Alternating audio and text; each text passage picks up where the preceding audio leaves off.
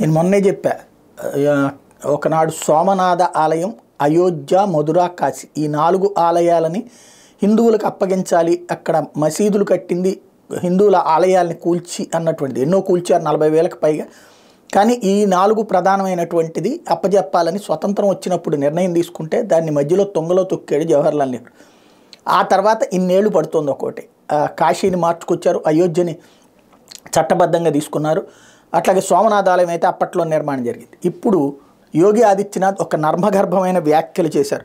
మధురలో చాలా కాలంగా వివాదాల్లో నలుగుతున్నటువంటి మందిర్ మసీదు వివాదంపై ఉత్తరప్రదేశ్ ముఖ్యమంత్రి యోగి ఆదిత్యనాథ్ నర్మగర్భ వ్యాఖ్యలు చేశారు. అక్కడ షాహీ ఈద్గా స్థానంలో కృష్ణునికి ఆలయం నిర్మించడంపై గట్టిగా దృష్టి సారిస్తామని సంకేతాలు ఇచ్చారు. కాశీ, అయోధ్య అనంతరం ఇప్పుడు ఇక మధుర వంతు.